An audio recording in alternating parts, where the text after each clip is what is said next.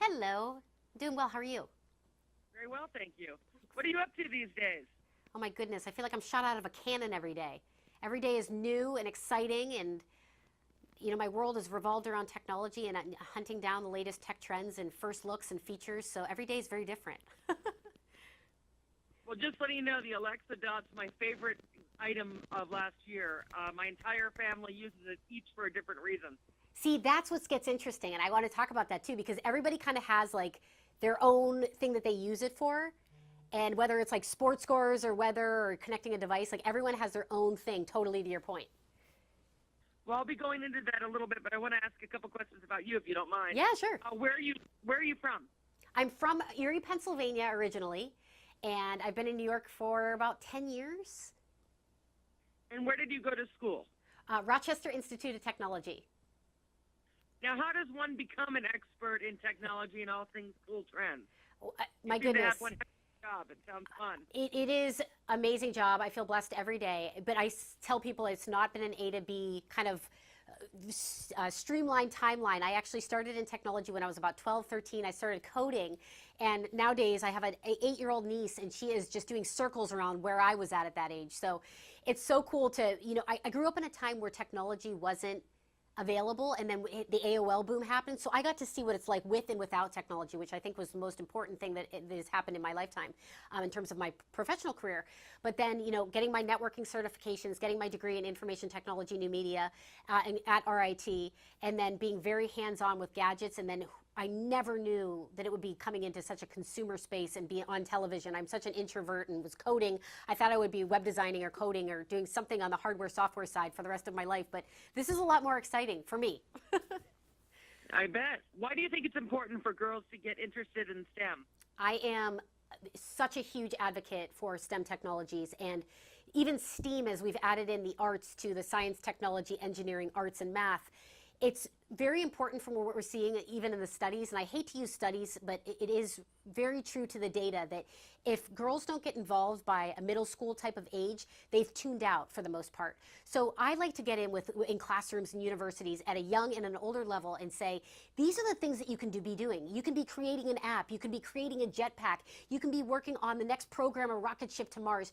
I tell kids they don't need to go into computers or engineering, but show them what they can be doing. Then it starts to hit home. And when I personally use like a lot of my videos or a lot of the things that I have created, I'm very hands-on in the world of technology still. I work with a sleep technology company and also implement virtual reality systems to pediatric cancer centers across the country. I'm very hands-on, and when I show them what I can do, that they can do it too, they get super excited. I'll bet. What is your actual job title? It falls under technology expert because it's different every day, but I do a lot of national news contribution. I've been doing that for about 10 years, so it's I guess it would be that specifically. Now, what makes the Alexa special? What makes the Alexa special? So this is right on trend with, we talk about like entering into this Jetsons era. And I think for me, it's exciting because whether you're tech savvy or not, we see devices like Alexa, which is essentially can be defined as a home voice assistant that allows you to interact with and control devices, but also you can ask it questions like, what's the weather? Did the Celtics win last night? What is the capital of Alaska? Any questions, but also any connecting of gadgets makes it so much simpler in your lifestyle and be able to connect everything that if you can have that added convenience, why not? And again, it doesn't have to be complicated. It's super intuitive, and using either the Echo or the Echo Dot, two little devices can just do so much and make your life so much more convenient that it's exciting where we're at in the world of technology. What constitutes a smart home? I say that a smart home, well, it's interesting because a smart home is really being able to connect with and really be a lot more automated. And I guess the word that also comes with that is convenience, because when I think of a smart home now, typically in the past that used to be so unattainable and it used to be so expensive. But now when you have a device under $60, under $200 that allows you to do so much, that right there has made your home even smarter and more convenient. So I think even the little things these days and where we've gotten to in this timeline of technology, it's really attainable for anybody. What additional things or apps do you need to buy in order to turn your home into a smart home? Well, it's specifically, Not much, because just getting the Echo Dot or the Echo, you have enough right there. You can start asking questions. You can start adding what's called skills. So whether you're looking for the latest farmers market, or whether you're looking for news flashes or geography briefs, maybe you want to connect. I worked with Capital One in the past, and they have a skill that you can actually find out what your balance is, what your latest transaction was, how much you spent at Starbucks last month. That's a skill that you can add. So really, the skills adding is up to you, but in terms of adding on extra gadgets, it's kind of a la carte. And if you want to have something like a smart switch, or if you want to have something like a smart vacuum cleaner that you can turn on and off by saying the operative word, which is Alexa, turn on the vacuum cleaner and clean the living room, you can actually go ahead and do that. But to each his own. I know you said, everybody in your family uses it for something different. That's also the case. You don't have to buy anything extra, but if you want and you want to kick your home up a notch, you can do that. I like the Jeopardy skill and the milestone skills the best so far. May I tell you also, you can get fun and add like the box of cats. I can't make this up. And it's just like, I'm like, Alexa, open up box of cats. And it's just cats meowing. And my friends are like, what? But it's fun and it's hilarious. So there's really like, just jokes and entertainment that you can add as well. Like you said, the Jeopardy one. What are some new trends when it comes to smart home technologies? I think the biggest one right now is definitely, the trend of voice and interconnected gadgets. I think being able to streamline everything under one big ecosystem, it's up to you how much you want to add, but also when you have one ecosystem and everything's interconnected, it makes it a lot easier. Going back to how when we first came out with things like smart light bulbs, like people, oh, that was so cool and it's so exciting, but you'd have to go into your phone and then you'd have to go through all these steps and open up the app. Well, at that point, I could have just walked on and turned on the light myself.